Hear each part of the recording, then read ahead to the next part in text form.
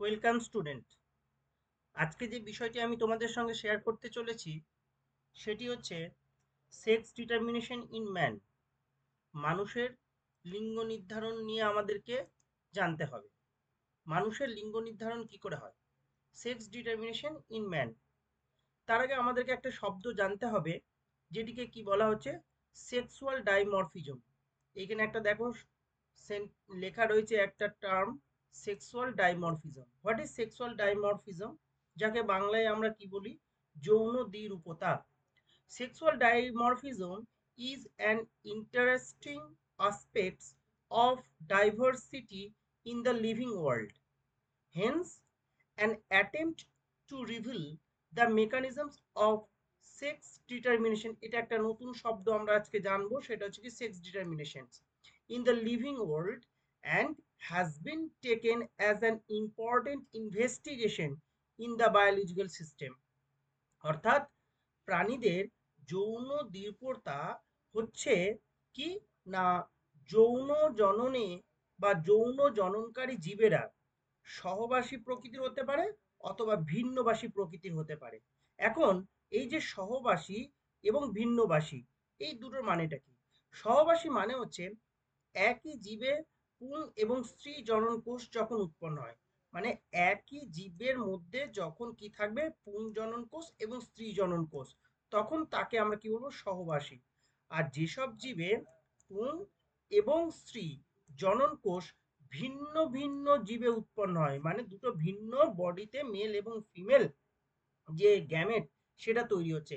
এই যে জনন কোষ মানে এখানে বলা হচ্ছে মেল গ্যামেট এবং ফিমেল গ্যামেট।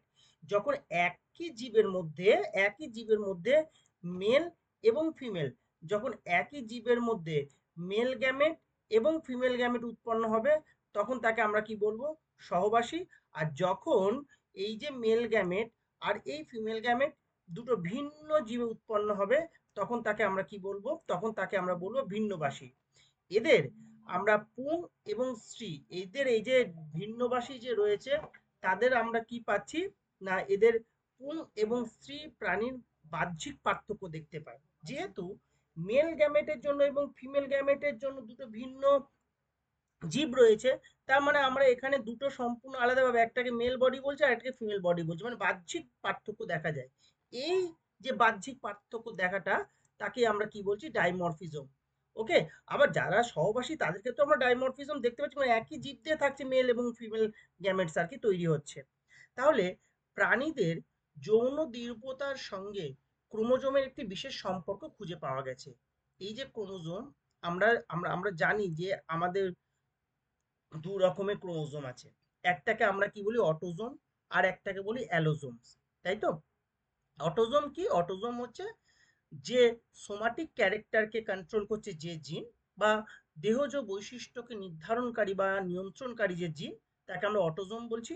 আর যে ক্রোমোজোম কি করছে? সেক্স ডিটারমাইন করছে, তাকে আমরা কি বলছি? অ্যালোজোমস বা সেক্স ক্রোমোজোম।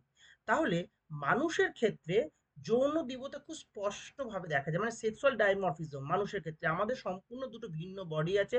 একটা বডিকে বলি মেল বডি বা মেল, আর একটাকে বলি আমরা ফিমেল বডি বা ফিমেল। ঠিক তেমনি তাদের মধ্যে যৌন ক্রোমোজোম নামে পরিচিত এক্স ও ওয়াই, সংখ্যা ভিত্তিক পার্থক্য লক্ষ্য করা যায়। যেহেতু আমাদের মধ্যে কি রয়েছে? মেল এবং ফিমেল দুটো ভিন্ন পার্ট রয়েছে। আমি এখানে একটু লিখছি, দেখো কি, একটা বডিকে আমরা বলছি মেল বডি, আর একটা আমরা বডিকে কি বলছি? Female body. তাহলে দুটো যেহেতু সম্পূর্ণ ভিন্ন প্রকৃতির বডি আছে, তাহলে তাদের যে এক্স এবং ওয়াই ক্রোমোজোম, যেটাকে একটু আগে আমরা বললাম কি ক্রোমোজোম বলে? যৌন ক্রোমোজোম। বাংলায় বলে আমরা ইংরেজিতে কি বলি? অ্যালোজোম বা সেক্স ক্রোমোজোম। তাই তো? তাহলে এইটাকে আমরা কি বলছি? মেল। এখন মেলের ক্ষেত্রে যে ক্রোমোজোমটা বিন্যাস থাকে তাকে আমরা কি বলছি? এক্স ওয়াই প্রকৃতির। আর ফিমেলের ক্ষেত্রে যেটা থাকে তাকে আমরা কি বলছি? এক্স এক্স প্রকৃতির। তাহলে এই যে এক্স এক্স ফিমেল আর এক্স ওয়াই হচ্ছে মেল, এইটা ভিন্ন প্রকৃতির, তাই এটাকে বলা হচ্ছে হেটেরোগ্যামেটিক। তাই পুরুষদেরকে সবসময় কি বলা হয়? পুরুষদেরকে বলা হয় হেটেরোগ্যামেটিক। কারণ ভিন্ন প্রকৃতির, দুটো ভিন্ন প্রকৃতির কি গ্যামেট তৈরি করছে বা করে। কি বলবো আমরা? আমরা এটাই বলবো যে পুরুষরা দুই প্রকারের শুক্রাণু উৎপন্ন করতে পারে, যার 50% শুক্রাণুতে কি থাকে? হয় এক্স, নতুবা কি থাকতে পারে, 50%-এ ওয়াই থাকতে পারে, 50% শুক্রাণুতে কি থাকতে পারে বা স্পার্মে কি থাকতে পারে এক্স, এবং অপর 50% স্পার্মে কি ওয়াই ক্রোমোজোম থাকতে পারে। যেহেতু দুটো ভিন্ন প্রকৃতির গ্যামেট তৈরি করছে, তাই পুরুষদেরকে আমরা কি বলছি, হেটেরোগ্যামেটিক। আমরা যদি অপরপক্ষে স্ত্রীদের ক্ষেত্রে বা মহিলাদের ক্ষেত্রে লক্ষ্য করি, তাহলে আমরা কি দেখতে পাবো, তারা একই প্রকৃতির গ্যামেট তৈরি করবে। আমরা একটু পরে একটা স্লাইড দেখবো কি করে গ্যামেট তৈরি হচ্ছে। তাই এদেরকে আমরা কি বলছি, ফিমেলদেরকে আমরা কি বলছি, হোমোগ্যামেটিক। তাহলে পুরুষদেরকে কি বলা হচ্ছে, হেটেরোগ্যামেটিক, আর স্ত্রীদেরকে কি বলা হচ্ছে, হোমোগ্যামেটিক। আমরা পরবর্তী স্লাইডটাতে যাই, তাহলে আমরা বিষয়টাকে আরো একটু পরিষ্কার করে বুঝবো। কি দেখতে পাচ্ছি আমরা, এখানে দেখতে পাচ্ছি কি লেখা রয়েছে, সন্তানের লিঙ্গ নির্ধারণে পিতার ভূমিকা, বা এক কথায় আমরা যদি বলি মানুষের লিঙ্গ নির্ধারণ। আমাদের সমাজে একটা মানে একটা মিসকনসেপশন আছে বা ভ্রান্ত ধারণা আছে। কি ভ্রান্ত ধারণা, যে একজন মা যখন তার সন্তানকে জন্ম দেয়, তখন সেই সন্তানটি কি হবে, মেল বেবি হবে, মানে পুত্র সন্তান হবে, না কন্যা সন্তান হবে, সেটা স্ত্রীর ওপরে নির্ভর করে বা মায়ের ওপরে নির্ভর করে। মানে মায়ের গর্ভে যে সন্তানটি বড় হচ্ছে, তাহলে সেই সন্তানটি কি হবে, মেল বেবি হবে, না সেইটা ফিমেল বেবি হবে, সেটা কিন্তু মায়ের উপরে নির্ভর করে। এই রকম একটা ভ্রান্ত ধারণা বা মিসকনসেপশন আমাদের মধ্যে রয়েছে বা আমাদের সমাজে রয়েছে। আমরা বিভিন্ন গ্রামগঞ্জে বা বিভিন্ন শহরাঞ্চলে শিক্ষিত পরিবার বা একটু কম শিক্ষিত বা অশিক্ষিত যাই দেখি না কেন, প্রত্যেকের মধ্যে কিন্তু এই ধারণাটা কিন্তু রয়েছে। এই জন্য আমরা প্রায় সময় কি দেখি, বিভিন্ন নিউজ পেপারে বা বিভিন্ন নিউজ চ্যানেলে বা বিভিন্ন রকম সূত্রে আমাদের কাছে বিভিন্ন খবরও আসে, যে যখন কোনো একটি মা পরপর 2 বার বা 3 বার কন্যা সন্তান জন্ম দিচ্ছে, তখন সেই মায়ের ওপরে তার পরিবারের লোকজন অকথ্য অত্যাচার বা বিভিন্ন রকমের টর্চার করে। কিন্তু সত্যি কথা বলতে গেলে বৈজ্ঞানিক দৃষ্টিভঙ্গিতে যদি দেখা যায়, তাহলে একজন মা তার কি সন্তান জন্ম দেবে, কন্যা সন্তান জন্ম দেবে না পুত্র সন্তান জন্ম দেবে, অর্থাৎ তার গর্ভে যে সন্তানটি বড় হচ্ছে, সেই সন্তানটির লিঙ্গ কি হবে, সেটা কিন্তু সম্পূর্ণরূপে নির্ভর করে পিতার উপর। এই জন্য দেখো এখানে হেডিংটা কি করা হয়েছে, সন্তানের লিঙ্গ নির্ধারণে পিতার ভূমিকা। মানে কি লিঙ্গ হবে, মানে তার জেন্ডারটা কি হবে, যে বেবিটা জন্ম নিতে চলেছে সেই বেবিটার জেন্ডার কি হবে, সেক্স কি হবে, সেইটা কিন্তু নির্ভর করছে পিতার উপরে। সেটা কিন্তু মায়ের উপরে কোনো রকম সেক্স ডিটারমিনেশনে বা সেক্স জেন্ডার ডিটারমাইনের ক্ষেত্রে কিন্তু মায়ের কোনো রোল নেই। দেখো তাহলে এইটা একটা মিসকনসেপশন, যে লিঙ্গ নির্ধারণে মায়ের ভূমিকা আছে, মা মা মা ঠিক করে, কিন্তু না, সেই বিষয়টা নয়। সেটা এবার একটা ক্লারিফিকেশন আমরা দেখি, বা আমরা বলতে পারি বই এটাকেও, যে কি করে মানুষের লিঙ্গ নির্ধারণ হচ্ছে। দেখো এখানে কি দেখানো হয়েছে, পিজনু। এখানে পিজনু মানে কি, পিজনু মানে হচ্ছে প্যারেন্টাল জেনারেশনকে বলা হয়েছে, মানে পিতা এবং মাতা। আমরা জানি মানুষের ক্ষেত্রে ক্রোমোজোম সংখ্যা 2n ইকুয়াল টু কত, 46। তাহলে মায়ের ক্ষেত্রেও 46 পাচ্ছি, এবার পিতার ক্ষেত্রেও আমরা 46 পাচ্ছি 2n। ঠিক আছে, এবং এদের যে ক্রোমোজোম বিন্যাস আমরা জানি, তার মধ্যে এই যে 46টা বা 46 রয়েছে ক্রোমোজোম, তার মধ্যে 44 হচ্ছে অটোজোম, আর এক্স ওয়াই এটা হচ্ছে কি সেক্স ক্রোমোজোম। মানে আমরা জানি যে 22 জোড়া হচ্ছে অটোজোম আর 1 জোড়া হচ্ছে সেক্স ক্রোমোজোম, তাই তো। 22 পেয়ার হচ্ছে, তার মধ্যে 44টাকে আমরা কি বলছি, অটোজোম। এবং এক্স ওয়াই এটা হচ্ছে পিতার ক্ষেত্রে, আর এক্স এক্স মানে 44A প্লাস এক্স এক্স এটা হচ্ছে কি মাতার ক্ষেত্রে। তাহলে এইটাকে আমরা কি বলছি, মাতা মানে ফিমেল। ফিমেল মানে হচ্ছে হোমোগ্যামেটিক, একটু আগে বললাম, দেখো এখানে কি হয়েছে, এক্স এক্স আছে। আর এইটাকে আমরা কি বলছি, পিতা। পিতা মানে হচ্ছে এখানে আমরা মেল, মেল সাইনটা দিয়ে রাখলাম। তাহলে এটা কি, হেটেরোগ্যামেটিক কি আছে, এক্স ওয়াই। আর এই যে অটোজোম, এই মায়ের যে অটোজোম, এই যে অটোজোম, আর এই পিতার যে অটোজোম, এইগুলি কিন্তু সেম ক্যারেক্টার, এদের মধ্যে কোনো ডিফারেন্সিয়েশন নেই। ডিফারেন্সিয়েশনটা তৈরি হচ্ছে এইখানটাতে, এই একটাতে এক্স ওয়াই, একটা হচ্ছে কি এক্স এক্স। বেশ, তাহলে এবার আমার পরবর্তী স্টেপে আমরা কি দেখছি, মিওসিস হবে। মিওসিস হচ্ছে, তাহলে মিওসিসে কি দুটো গ্যামেট আমরা কি কি দেখতে পাচ্ছি, এখানে গ্যামেট তৈরি হলো। মিওসিসের ফলে কি হচ্ছে না, একটা এখানে কিন্তু দেখো এই একটা যে স্পাম তৈরি হচ্ছে বা শুক্রাণু তৈরি হচ্ছে, আর এই একটা স্পাম তৈরি হচ্ছে, তাই তো। এই যে স্পাম, এটা এইটা এটা প্লাস সাইন হবে, হ্যাঁ, এটা হচ্ছে প্লাস সাইন, ওকে। তাহলে এই যে একটা স্পাম তৈরি হলো, আর এই যে একটা স্পাম তৈরি হলো, এদের মধ্যে কিন্তু কি n equal to 23, n equal to 23। মানে যেহেতু মিওসিস, তাহলে 46টা ভেঙে গেল। তাহলে আমরা ক্রোমোজোমটা কিরকম সজ্জায় হচ্ছে, 22A প্লাস এক্স, আর একটা কি হলো 22A প্লাস ওয়াই। তাহলে এইখানে আমরা পাচ্ছি কি 22a প্লাস ওয়াই, আরেকটা আমরা কি পাচ্ছি 22a প্লাস এক্স। এখানে মিওসিস হচ্ছে, মিওসিসে কি অর্ধেক হয়ে যাবে ক্রোমোজোম সংখ্যা। নেক্সট এখানেও আমরা কি দেখতে পাবো, যেহেতু হোমোগ্যামেটিক তাই দেখো একই প্রকৃতির দুটো গ্যামেট তৈরি। এখানেও কিন্তু হ্যাপ্লয়েড প্রকৃতির, n means haploid, n means haploid, মিওসিসের ফলে ভেঙে যাচ্ছে আর কি, অর্ধেক হয়ে যাচ্ছে, একটা এক্স তার সঙ্গে 22 অটোজোম, আবার 22 প্লাস এক্স। এবারে কি হচ্ছে নিষে, ফার্টিলাইজেশন। তাহলে জনন কোষ, এইখানে জনন কোষ, এটাকে আমরা কি বলছি গ্যামেট, গ্যামেট তৈরি হয়ে গেল। এই গ্যামেটের পরে কি হবে, নিষেক হবে। নিষেকে আমরা কি দেখতে পাচ্ছি, এই যে এই একটা ক্রোমোজোম, যেখানে এক্স, এই ক্রোমোজোম মানে এক্স ক্রোমোজোম, মানে এটা একটা শুক্রাণু আর এটা একটা ডিম্বাণু। তাহলে এই শুক্রাণু আর এই ডিম্বাণু, দেখো আমি এখানে ব্ল্যাক কালারে দেখিয়েছি, এই শুক্রাণু আর এই ডিম্বাণু যখন যুক্ত হচ্ছে তখন কি হলো দেখো, 44a প্লাস এক্স এক্স। তাহলে এই শুক্রাণু, এই ব্ল্যাক কালারটাকে লক্ষ্য করো আর এই ব্ল্যাক কালারটাকে লক্ষ্য করো, ঠিক আছে। নেক্সট এবারে চলেছে এই যে গ্রিন কালারটা দেওয়া আছে, এই গ্রিন কি আছে 22a প্লাস এক্স, আর এই গ্রিনটা কি আছে 22a প্লাস এক্স। তাহলে টোটাল কি দাঁড়ালো এখানে 44a প্লাস এক্স।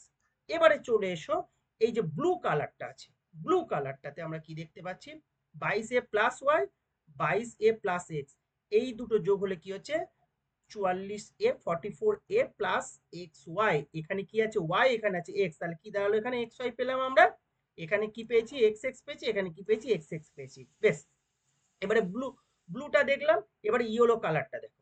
এই যে ইয়েলো কালারে এখানে কি আছে, এইখানকার শুক্রাণুটা বা এখানকার স্পামটা কি আছে 22a প্লাস ওয়াই, আর এখানে একটা কি আছে 22a প্লাস এক্স।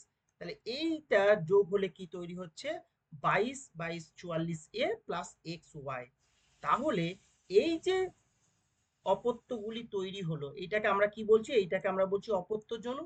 এই যে অপত্য জনু বা অপত্য জীব তৈরি হলো এই জেনারেশনে, যেহেতু এক্স এক্স আছে, তাহলে এই যে সন্তানটি এটা হবে কি কন্যা সন্তান। তাহলে এই যে বেবিটা তৈরি হলো বা জন্ম নিল সেটা হচ্ছে কি ফিমেল বেবি। এখানেও যেহেতু এক্স এক্স আছে, অনুরূপভাবে এই বেবিটাও কি, এই বেবিটা হচ্ছে কি ফিমেল বেবি। আচ্ছা, এবার যেহেতু এখানে এক্স ওয়াই আছে, এখানেও এক্স ওয়াই আছে, তাহলে এখানে কি হলো, এখানে হলো, সরি, এটা হচ্ছে ফিমেল বেবি। সাইনটাকে একটু ঠিক করে নাও, ঠিক আছে, সাইনটাকে চেঞ্জ করে একটু, আচ্ছা এটা যেহেতু, এটা হচ্ছে যেহেতু ফিমেল বেবি, তাহলে সাইনটা আমার কি দাঁড়াবে, সাইনটা দাঁড়াবে এইরকম ভাবে ফিমেল বেবি। এটাও যেহেতু ফিমেল বেবি, তাহলে এখানে কি দাঁড়াচ্ছে সাইনটা, এই প্লাস সাইন দাঁড়াবে। এটা হচ্ছে মেল বেবি, মেল বেবির জন্য আমি কি পাচ্ছি এরকম অ্যারো সাইন থাকবে মাথায়, এটাও হচ্ছে মেল বেবি, তাহলে এটা কি হলো অ্যারো সাইন থাকছে মাথায়। তাহলে এই রকম ভাবে যে সেক্স ডিটারমাইনটা হলো অপত্যের, মানে সন্তানের যে সেক্স ডিটারমাইনটা হলো, সেখানে একটা জিনিস কিন্তু পরিষ্কার, যে মায়ের কাছ থেকে কিন্তু একটা করে সেম ক্রোমোজোম মানে এক্স ক্রোমোজোম আসবে। তাহলে দেখো, যখন এই যে পিতার এই এক্স এর সঙ্গে মাতার যখন এই এক্স যোগ হচ্ছে, তখন তাহলে কি হলো কন্যা সন্তান। আবার উল্টোটা, যখন পিতার এই এক্স এর সঙ্গে, পিতার এই ওয়াই এর সঙ্গে মাতার এই এক্স যোগ হচ্ছে, তখন কি হচ্ছে পুত্র সন্তান। তাহলে মা তো সব, দেখো পুত্রের মধ্যে কি আছে এক্স আর ওয়াই, এক্স আর ওয়াই, তাহলে এই এক্সটা সবসময় কোথা থেকে আসছে মায়ের কাছ থেকে, এটা কোথা থেকে আসছে পিতার কাছ থেকে। তাহলে যখন আমরা আমরা বলছি পুত্র সন্তানের ক্ষেত্রে আমরা কি বলছি, পুত্র সন্তানের ক্ষেত্রে আমরা বলছি ক্রোমোজোম বিন্যাসটা হচ্ছে কি এক্স ওয়াই, তাই তো। তাহলে এই এক্স তো সবসময় মায়ের কাছ থেকে আসবে, আর এইটা কোথা থেকে আসবে পিতার কাছ থেকে আসবে। আর যখন কন্যা হচ্ছে তখন আমরা কি বলছি, কন্যা হলে আমরা বলছি এক্স এক্স, মানে একটা আসছে মায়ের কাছ থেকে, একটা আসছে পিতার কাছ থেকে। তাহলে পিতার কাছ থেকে কি আসবে, মানে কোনটা সক্রিয় হবে, এক্সটা হবে না ওয়াইটা হবে, তার উপরে কিন্তু ভিত্তি করে তাদের পুত্র সন্তান হবে না কন্যা সন্তান হবে, মানে মা কোন রকমের সন্তানকে জন্ম দেবে, পুত্র সন্তানকে না কন্যা সন্তানকে, সেটা কিন্তু নির্ভর করছে। তাই যে মিথ বা যে ভ্রান্ত ধারণাটা আমাদের মধ্যে রয়েছে সেটা এখন ক্লিয়ার করে নেওয়া দরকার, কি লিঙ্গ নির্ধারণে বা সন্তানের লিঙ্গ কি হবে সেটা সম্পূর্ণরূপে নির্ভর করছে কার উপরে, পিতার উপরে। বেশ, এই যে আজকের ভিডিওটি, এই ভিডিওটি ক্লাস 10 এবং ক্লাস 12 উভয়ের জন্য খুব গুরুত্বপূর্ণ একটি অংশ। এছাড়াও তোমরা যারা নিটের জন্য প্রস্তুতি নিচ্ছ তাদের ক্ষেত্রেও গুরুত্বপূর্ণ। আমরা এবার যে পরবর্তী যে স্লাইডটা দেখব, এই পরবর্তী স্লাইডটা কিন্তু মেনলি ফর ক্লাস 12 এর জন্য, এইটাকে কিন্তু মনে রাখতে হবে। এই যে স্লাইডটি, এই স্লাইডটি কেবলমাত্র ক্লাস 12-এ যারা ছাত্রছাত্রী এবং যারা নিট পরীক্ষা দিতে চাইছো বা প্রস্তুতি নিচ্ছ তাদের জন্য খুব গুরুত্বপূর্ণ। তাহলে এই স্লাইডটি ক্লাস 10-এর স্টুডেন্টদের জন্য এই মুহূর্তে অতটা গুরুত্বপূর্ণ নয়, কিন্তু তোমরা যারা নিট পরীক্ষার্থী এবং তোমরা যারা ক্লাস 12-এর পরীক্ষার্থী তাদের জন্য খুব গুরুত্বপূর্ণ। বেশ, এখানে আমরা কি দেখতে পাচ্ছি? এখানে আমরা দেখব effects of sex determining jeans.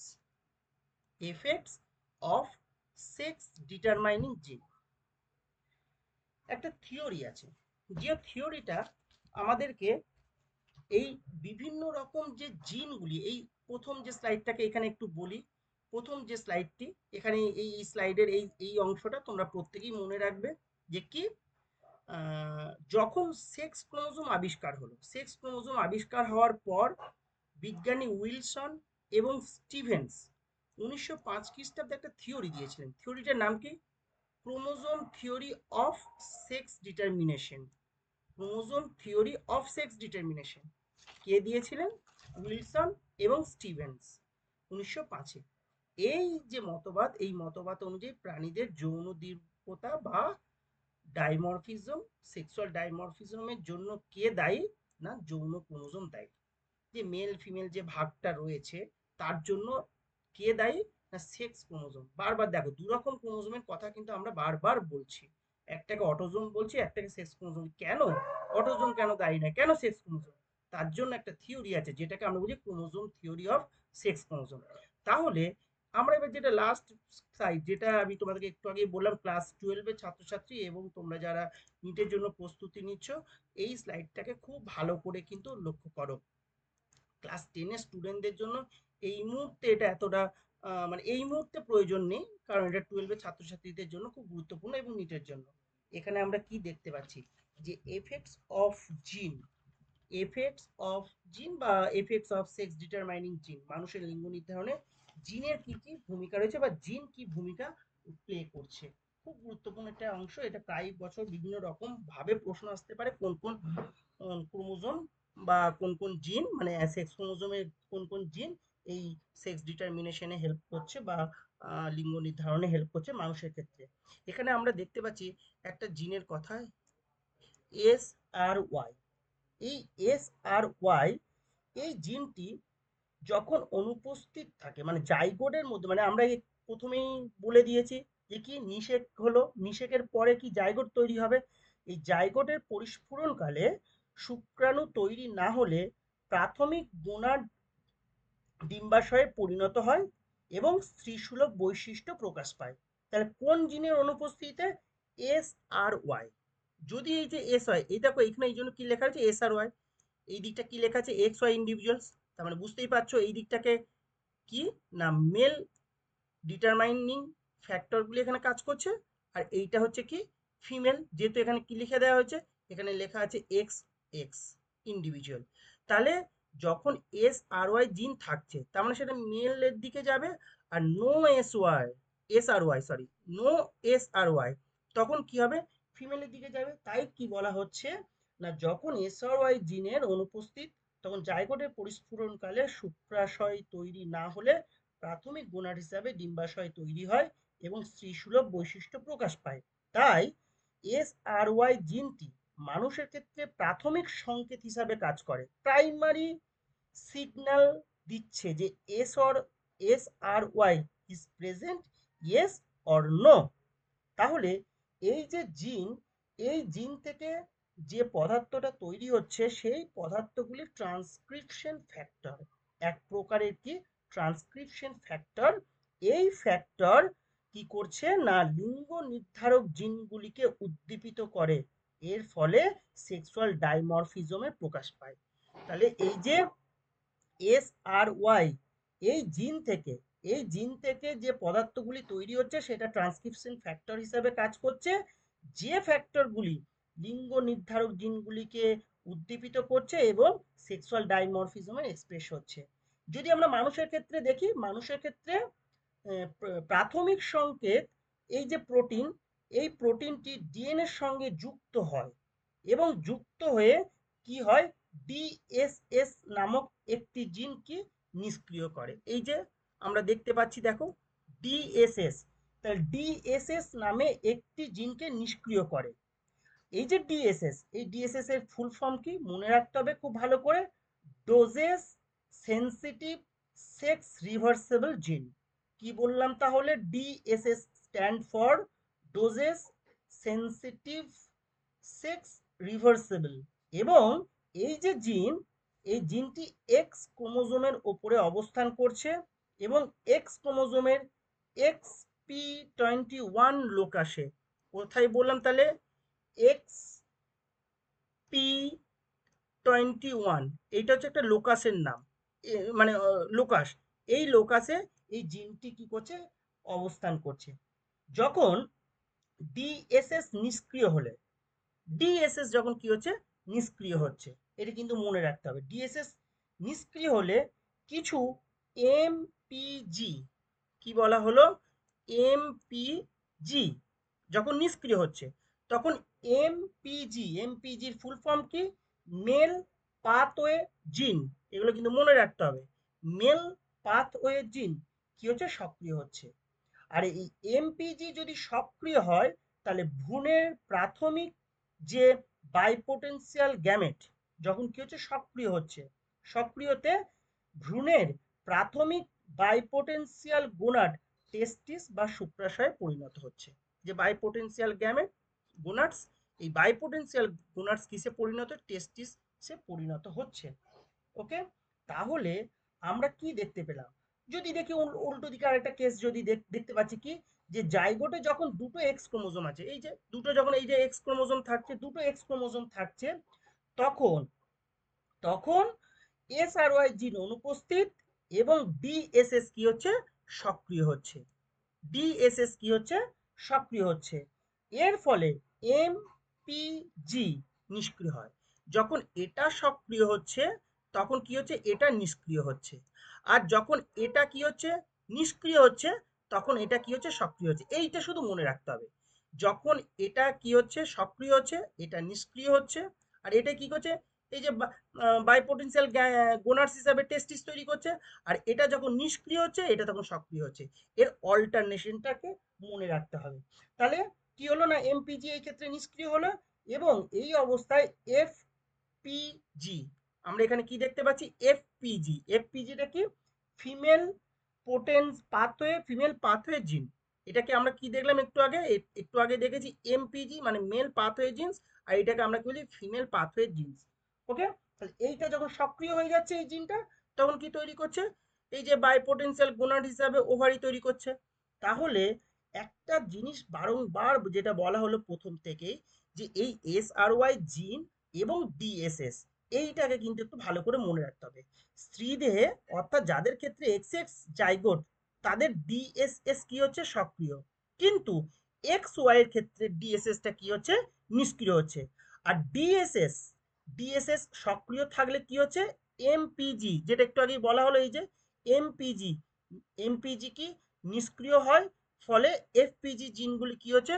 সক্রিয় হচ্ছে। আবার এই যে জিনের প্রভাব, এই জিনের প্রভাবে কি হচ্ছে? ডিম্বাশয়ের পরিস্ফুটন হচ্ছে। এই যে ডিম্বাশয়ের পরিস্ফুটন হচ্ছে, ওভারির পরিস্ফুটন হচ্ছে।